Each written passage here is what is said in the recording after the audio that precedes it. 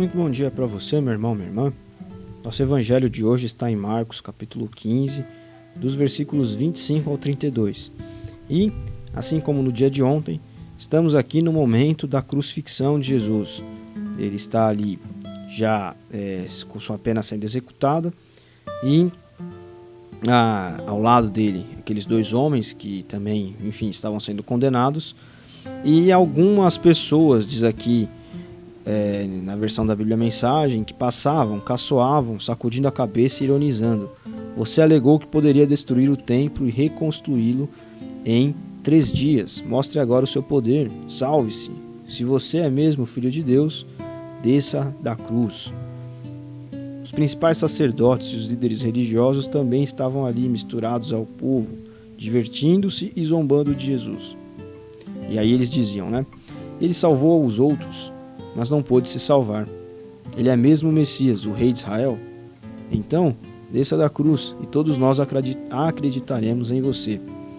E até os que estavam crucificados com ele participavam da zombaria, que é o registro daquele homem que na cruz ao lado ali também, proferia palavras dessa forma aqui, como essas, e era descrente como esses homens aqui também eram. Então você veja que são pessoas que viram o que Jesus fez, Ele salvou os outros, mas não pôde se salvar, é o que foi dito aqui. Então ele é mesmo o Messias, o rei de Israel?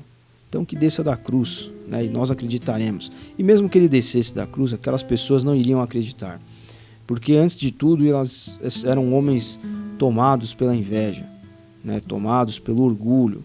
Então eles viam em Jesus alguém que ameaçava os seus cargos ali, a sua autoridade, a sua influência, Eram politiqueiros que, eram vendidos, ao Império Romano, homens que trabalhavam em conluio com o dominador, que no caso aqui nessa época era o Império Romano. Eram judeus que se aliavam ao Império Romano, estavam ali, com aliança, com o Império Romano, e para manter seus cargos, suas influências, sobre o povo. Nada diferente do que nós vemos hoje. Então, enquanto o mundo for mundo, haverão pessoas assim, pessoas invejosas, pessoas que sabotam os outros, justamente por inveja também, Pessoas que fazem alianças para não terem ameaçados os seus cargos de autoridade ou de influência sobre outras pessoas, que era um caso aqui dessas lideranças judaicas. E o interessante que eu gostaria de ficar com você aqui rapidamente nesse trecho é quando algumas pessoas que passam zombam de Jesus, alegando que ele teria dito que poderia destruir o templo e reconstruí-lo em 3 dias. Então mostre agora o seu poder, salve-se, é o que essas pessoas falam para Jesus. Se você é mesmo filho de Deus, desça da cruz. Aqui está o pecado, o maior pecado que pode ser cometido, A falta da crença de que Jesus é de fato filho de Deus. Essas pessoas aqui cometeram uma blasfêmia gigantesca, E Jesus, de fato, prova essa mensagem aqui que ele disse, que destruiria o templo e reconstruiria em 3 dias, poucas horas depois de dar o seu último suspiro aqui na cruz. Então veja, são pessoas que se aproximaram muito da verdade, mas descrentes deixaram ela escapar. Se essas pessoas se calassem e aguardassem mais algumas horas, elas veriam que Jesus falou que destruiria o templo e reconstruiria em 3 dias um outro novo. Não de fato o templo físico de Israel, que era monumental, que de fato é impossível de ser construído em 3 dias, mas o significado daquilo.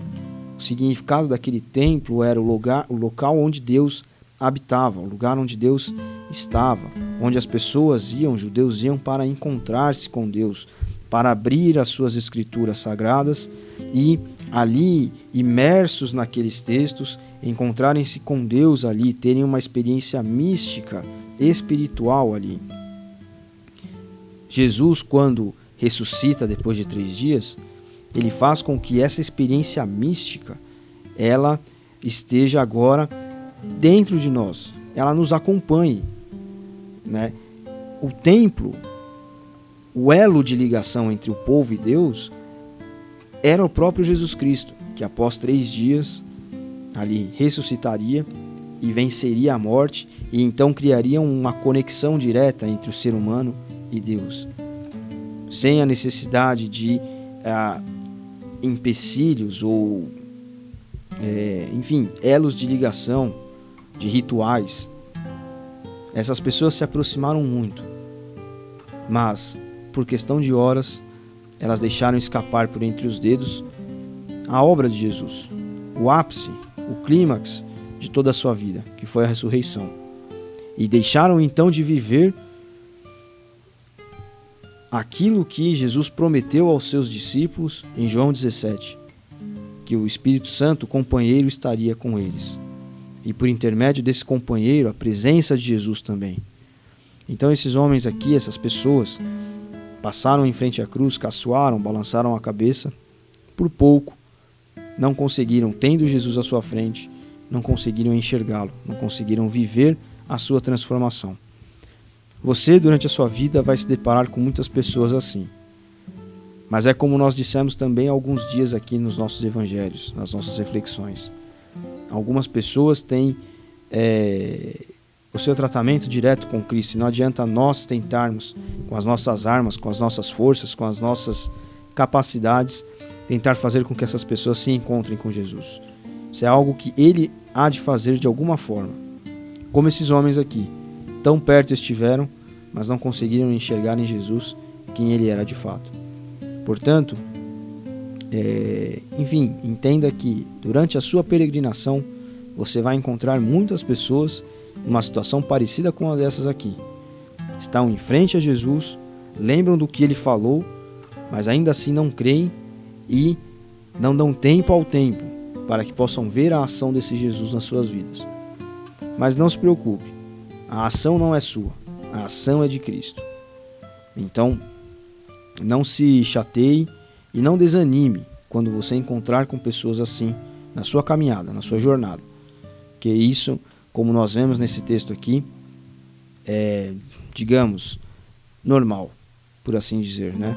Isso é algo que sempre aconteceu. Existem pessoas que vão ter um cuidado, um tratamento diferenciado diretamente com Cristo.